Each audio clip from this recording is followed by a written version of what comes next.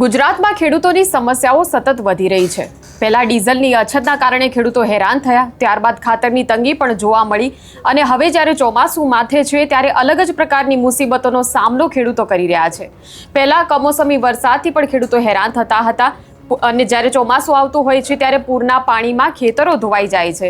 ત્યારે વાવણીની સિઝનમાં જૂનાગઢના ખેડૂતો જે છે તેમને એક નવી જ ચિંતા સતાવી રહી છે અને જોવાનું એ છે કે આ મુદ્દે હવે જે સ્થાનિક તંત્ર છે તે ધ્યાન આપશે કે કેમ। વિગતે વાત કરીશું આ વિડીયોમાં। નમસ્કાર, નિર્ભય ન્યૂઝમાં આપની સાથે હું મયુરી। જૂનાગઢ જિલ્લાના માંગરોળ તાલુકામાં હંટરપુર ગેડ કરીને ગામ આવેલું છે અને આ ગામની અંદર ચોમાસાની પહેલા જ ખેડૂતો માટે એક મોટી મુસીબત ઊભી થઈ છે, જેને લઈને આ ગામના ખેડૂતો ભારે ચિંતામાં મુકાઈ ગયા છે। તો ગઈ વખતે ચોમાસામાં હંટરપુર ગામની અંદર જે એક વેગલી નદી વહે છે, એ વેગલી નદીનો પાળો જે છે તે તૂટી ગયો હતો અને તેને 1 વર્ષ થઈ ગયું છે।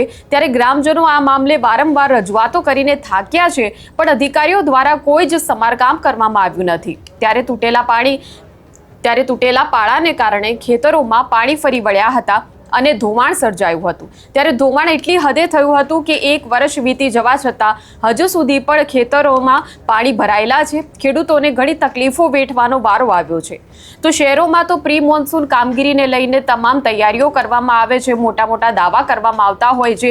મોટા શહેરની જનતાને તો કોઈ જ અગવડ ન પડે ચોમાસામાં, તેને લઈને ઘણી જ પ્રવૃત્તિઓ કોર્પોરેશન અને મનપા તંત્ર કરતું હોય છે, પરંતુ જ્યારે ગામડાઓની વાત આવે ત્યારે સુવિધાઓ આપવા મામલે ગામડાઓની તો સરકારો ઉપેક્ષા જ કરતી હોય છે। ત્યારે હંટરપુરના ગ્રામજનોએ વધુમાં એવો પણ આક્ષેપ કર્યો છે કે વર્ષોથી જંગલી બાવળ અને અન્ય ઝાડી ઝાખરા પણ ઉગી નીકળ્યા છે આ વેગલી નદીની આસપાસ, જેના કારણે પાણીના પ્રવાહમાં પણ અવરોધ ઊભો થાય છે। અંદાજે 2 વર્ષથી આ નદીની યોગ્ય સફાઈ કરવામાં આવી નથી। ત્યારે ચોમાસા પહેલા જો શહેરોની અંદર પ્રી મોન્સૂન કામગીરીમાં નદીઓની સફાઈ કરવામાં આવતી હોય તો પછી ગામડાઓમાં શા માટે આ કામગીરી જે છે તે કાગળ પર જ સીમિત હોય છે।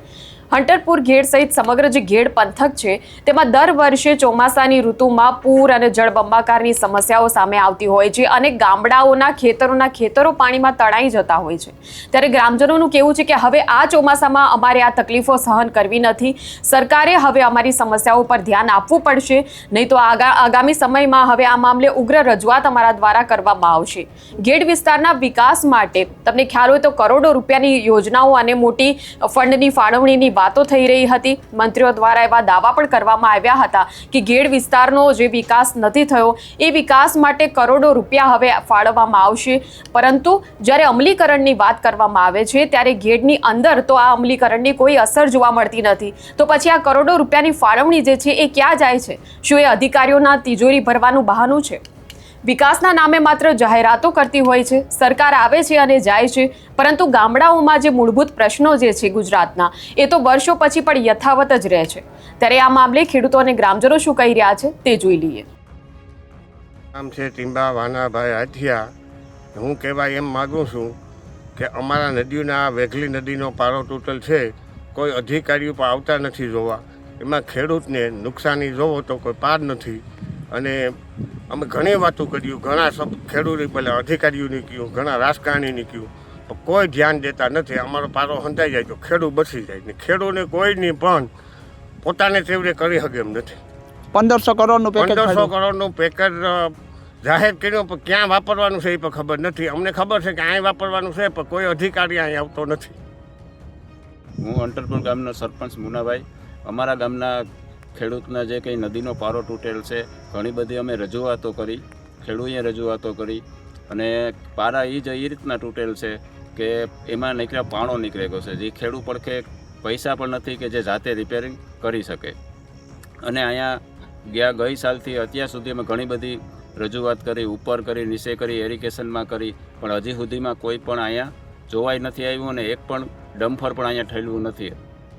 તો અમારી એવી રજૂઆત છે કે આ કામ ક્યારે પૂરું થાય? અત્યારે ચોમાસું માથે આવ્યું।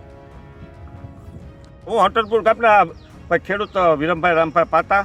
આજે આપણે આ વેગલી નદીની જે સારે બાજુ દશા જોઈએ અને આપણે આ બાવડો જે કાઢવાના હતા આ બાવડો કંઈ નીકળેલ નથી, નદીમાં ક્યાંય કામ થયેલ નથી અને આપણે જે આ બતાવ્યું એ મોટામાં મોટો ખેડૂતનો પાળો તૂટી ગયો છે, દલિત સમાજમાંથી આવે છે અને ઓછામાં ઓછી લોકોની 15 થી 20 ખેડૂતની જમીન છે આજે જો અમે રજૂઆત કરીએ તો અધિકારીઓ એમ કે અમારી પાસે ગ્રાન્ટ ને તમારી પાસે મશીનરી ને તો તમારી પાસે છે હું. એક બાજુ સરકાર એમ કે અમે 1500 કરોડ રૂપિયા ફાળવી દીધા, તો આ રૂપિયા નાખે ક્યાં?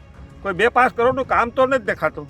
એટલા માટે અમે જો 2-4 દિવસમાં પ્રશ્ન હલ થાય તો ઠીક છે, નહીંતર અમે 300-400 ઘેડ વિસ્તારમાં 100 ગામડા છે, 100 ગામડાના ખેડૂતો ભેગા થઈ અને હવે તો કલેક્ટર સાહેબ પાસે રજૂઆત કર્યું, અમારા સાંસદ મનસુખ માંડવિયા સાહેબને પણ રજૂઆત કર્યું કે ભાઈ આ અધિકારીઓ અમારું તો નથી સાંભળતા, પણ સાહેબ તમારું નથી સાંભળતા. 2 વર્ષ અમને જો આ બાવડો જ ન કાઢી શકતા હોય તો આ કરે શું બીજું?